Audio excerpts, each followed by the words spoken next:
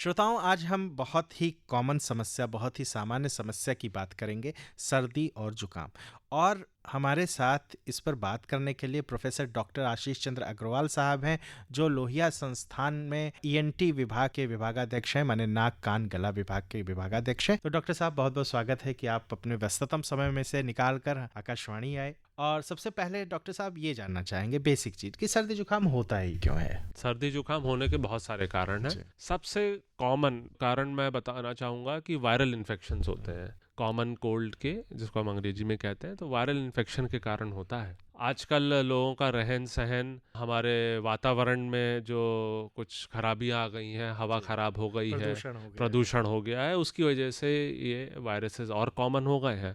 तो लोगों को सर्दी जुकाम की समस्या और ज़्यादा देखने को मिल रही है और ज़्यादा गंभीर रूप से देखने को मिल रही है। डॉक्टर साहब, मौसम भी बदल रहा है, तो जैसे आपने कहा कि वायरल इन्फेक्शंस होंगे तो सर्दी जुकाम बढ़ जाएगा। अब सबसे पहले हम ये देखते हैं कि सर्दी जुकाम का जो प्रभाव होता है, सबसे पहला वो नाक से ही होता है। जी, नाक बहनी शुरू हो जाएगी। जी। तो नाक पर इसका क्या क्या प्रभाव पड़ता है? सर्दी जुकाम में नाक में लोग आमतौर पे कहते हैं कि नाक हमारी बंद है। अब नाक बंद होने के कारण एक तो उनकी दिनचर्या होती है वो प्रभावित हो जाती है। सर में एक भारीपन सा रहता है, सांस लेने में दिक्कत लगती है। लोग मुंह खोल के सांस लेते हैं तो वो उनको एक समाज में थोड़ा सा एक असहज महसूस करते हैं। मुंह खुला रहता है तो मुंह का स्वाद खराब हो जाता है। जो हमारी नाक का काम होता है वो सांस लेने के साथ साथ नाक के अंदर जो हवा जा रही है उसको फिल्टर, उसको साफ करने का भी है।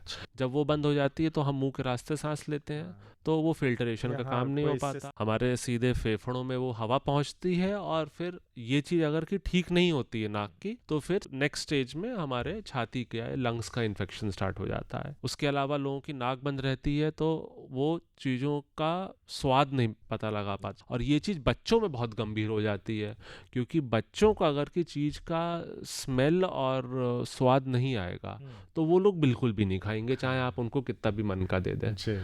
तो ये समस्या सबसे बड़ी है कि कहने को बहुत छोटी सी कॉमन कोल्ड है, बट परिणाम बहुत व्यापक हो जाते हैं।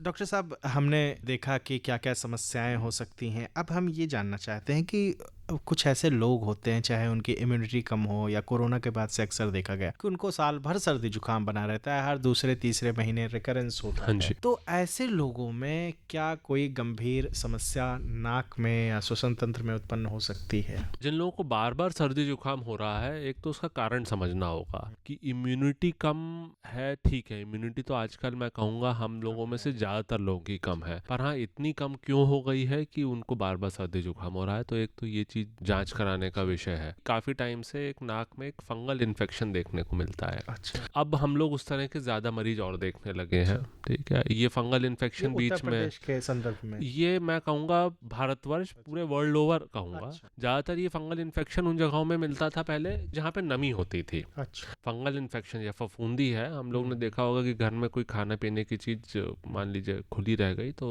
ब्रेड पर अक्सर हम ब्रेड पे फंगस हो जाती है, तो नमी वाली चीजों पे होती है।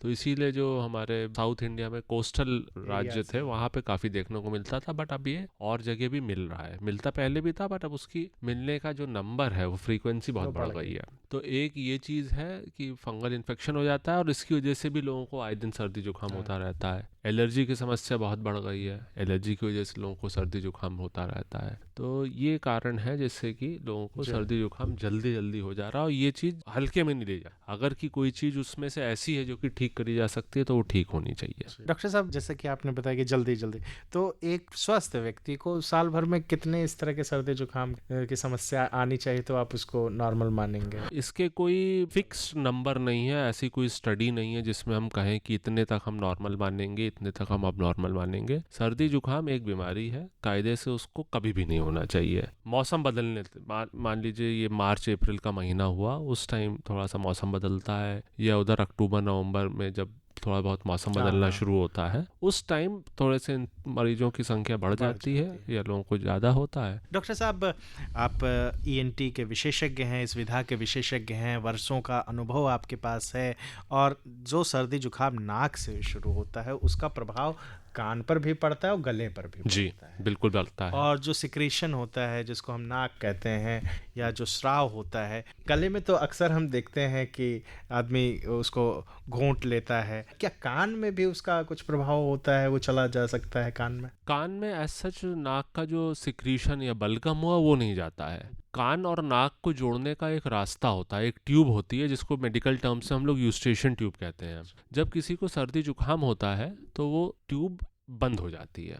आमतौर पे भी वो बंद रहती है, बट हम अब कुछ क्रियाओं में, जैसे जब हम कुछ अपना खाना खा रहे हैं या जमाई ले रहे हैं या कुछ फूंक रहे हैं तो वो ट्यूब खुलती है। तो उस ट्यूब का काम होता है कि कान के मध्य हिस्से में और नाक के बीच का जो एयर प्रेशर है वो बराबर रहे। पर जब हम लोग को सर्दी जुकाम होता है तो ट्यूब ब्लॉक हो जाती है, वो प्रेशर को बराबर करने का काम नहीं कर पाती, जिसकी वजह से कान में अपने खुद के सिक्रीशंस बनने लगते हैं। अच्छा। कुछ बैक्टीरिया, कुछ टॉक्सिन नाक के रास्ते उस ट्यूब से होते हुए कान के अंदर पहुंचते हैं। हाँ।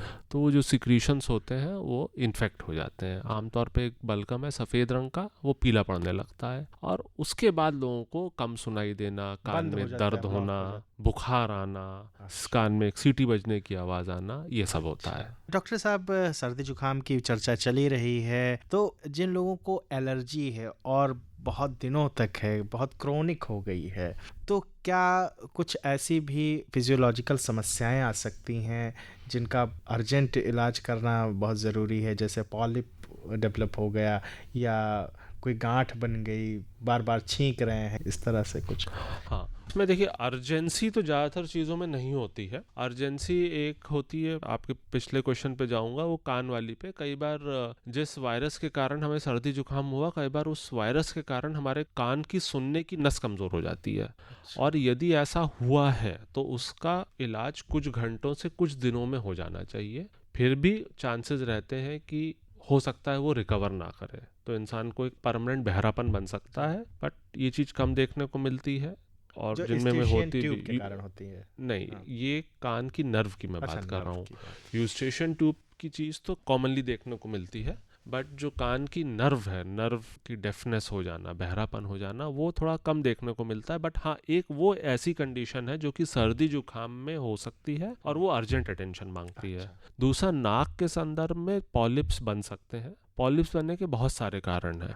हम सब, बहुत सारे लोगों को सर्दी जुकाम होता है, बहुत लोगों को बहुत फ्रीक्वेंटली होता है पर पॉलिप्स नहीं बनते, और ऐसे भी लोग हैं कि जिनको पॉलिप्स हैं बट सर्दी जुकाम इतना फ्रीक्वेंटली नहीं है। तो उसके कारण बहुत सारे हैं, बट पॉलिप एक ऐसी चीज़ है हाँ जिसको जो भी जांच करानी है, दूरबीन की जांच, एंडोस्कोपी या सीटी स्कैन, वो सब कराई जानी चाहिए और उसके हिसाब से आगे का इलाज होता है। एक जो और चीज़ है जिसको हमें थोड़ा सा ध्यान देना पड़ेगा, वो अपने लंग्स, फेफड़े के लिए है। हमारा नाक, मुंह और लंग्स एक पूरा कॉमन एक सिस्टम है, पूरा एक सिस्टम है। एयर पैसेज है, अपर air passage, lower air passage. आमतौर पे ऊपर एयर पैसेज, जिसको हम नाक और मुंह से संबंध करेंगे, उसमें कोई दिक्कत आने पे लंग्स में प्रॉब्लम आती है, और लंग्स में कोई दिक्कत आने पे ऊपर की एयर पैसेज में भी आ सकती है। तो वो लंग्स वाली चीज़ है जो कि अगेन एक अटेंशन मांगती है, उसको हम हल्के में नहीं ले सकते। डॉक्टर साहब, सर्दी जुकाम जब हो जाए तो अक्सर, अभी हमने बात की कि नाक ब्लॉक हो जाती है, कान भी ब्लॉक हो जाता है, तो इसके लिए ऐसी कोई रेमेडी है जो कि उसको हम यूज़ कर सकते हैं, खासकर बच्चों में और एडल्ट्स की अगर हम अलग अलग बात करें तो? नाक ब्लॉक होने के लिए एक ड्रॉप्स आती हैं, कई अलग अलग ब्रांड्स की आती हैं, तो वो हम 2-3-4 दिनों के लिए देते हैं जिससे कि नाक खुल जाती है। बट ये ड्रॉप बहुत ज़्यादा दिन नहीं यूज़ करनी चाहिए और बहुत जल्दी जल्दी यूज़ नहीं करनी चाहिए, नहीं तो इसका नुकसान होता है। और एक बार जब नाक खुल जाती है तो फिर वही ड्रॉप कान को भी खोलती है। तो ये तो दवाइयों के माध्यम से हुआ। दूसरा तरीका होता है कि हम लोग मरीजों को एक क्रिया सिखाते हैं, उसको वैल्सेल्वा मनूवर कहते हैं। तो उसमें हम लोग मरीजों को बताते हैं कि अपने तुम नाक को उंगली से बंद कर लो और मुंह में हवा भरो और एक कान की तरफ एक पॉजिटिव प्रेशर दो। तो उससे, जो मैंने कुछ समय पहले बताया था यूस्टेशन ट्यूब, उससे वो उस प्रेशर से खुल जाती है। तो ये चीज़ अब इंसान कभी भी कर सकते हैं, बट अगर कि नाक से बहुत गाढ़ा बलगम आ रहा है पीले पीले रंग का, तब उस टाइम नहीं करना चाहिए। डॉक्टर साहब, चलते चलते हम आपसे ये जानना चाहेंगे कि जिन लोगों की इम्यूनिटी कमज़ोर है, जिनको सर्दी जुकाम खूब हो रहा है, वो अपने इस ईएनटी हेल्थ का ध्यान कैसे रखें? कई चीज़ें हैं। एक तो जो इंसान स्मोक करते हैं वो स्मोकिंग छोड़ें। स्मोकिंग एक्टिव तरह से, जिसमें इंसान खुद स्मोक कर रहा है वो नुकसानदायक है, और आपके आसपास वाले यदि स्मोक कर रहे हैं, पैसिव स्मोकिंग, वो भी इक्वली हार्मफुल है। तो आप खुद छोड़ें और ऐसे वातावरण में दूर रहें जहाँ पे धुआं है। तो वो स्मोकिंग सिगरेट स्मोक भी हो सकती है, फैक्ट्री की स्मोक भी हो सकती है, या और भी किसी भी तरह का वातावरण में प्रदूषण हो सकता है। हम लोगों की इम्यूनिटी, इन्फेक्शन से लड़ने की क्षमता अच्छी होगी तो कोई भी इन्फेक्शन इतनी जल्दी हमारी शरीर नहीं पकड़ेगा, चाहे वो सर्दी जुकाम हो क्यों ना हो। तो उसमें आप एक अच्छा खाना खाएं, जितना हो सके आप घर का खाना खाएं, और बहुत ज़्यादा फास्ट फूड, हाँ तला हुआ फूड, जो भी आपके इम्यूनिटी को कम कर सकता है वो ना लें। नींद का एक इम्पॉर्टेंट रोल है हमारी इन्फेक्शन से लड़ने की क्षमता को बढ़ाने में, तो एक अच्छी नींद लें, साफ सुथरे कपड़े पहने, अपने जहाँ पे आप लेट रहे हैं वो चादर, तकिए, हाँ, हैंड हाइजीन, अपने हाथ वाथ। डॉक्टर साहब, बस चलते चलते कि मान लीजिए कोई एनाटॉमिकल डिफेक्ट है नाक में, जैसे हड्डी टेढ़ी हो जी या कोई और जो आप बताना चाहें, तो क्या इससे भी इसकी रिकरेंस हो सकती है बार बार? नाक की हड्डी हम में से ज़्यादातर में टेढ़ी होती है। नाक की हड्डी टेढ़ी होना एक रूल है, कह लीजिए मेरे समझ से। हाँ, बहुत ही कम लोग होते हैं जिसमें नाक की हड्डी सीधी मिलती है, पर नाक की हड्डी टेढ़े होने का सर्दी जुकाम होने से कोई संबंध नहीं होता है। हाँ, ये हो सकता है कि जिनमें नाक की हड्डी टेढ़ी है उसमें नाक ब्लॉक रह सकती है, और वो ब्लॉक इंसान को ज़्यादा परेशान तब करेगी जब उसको सर्दी जुकाम हो गया।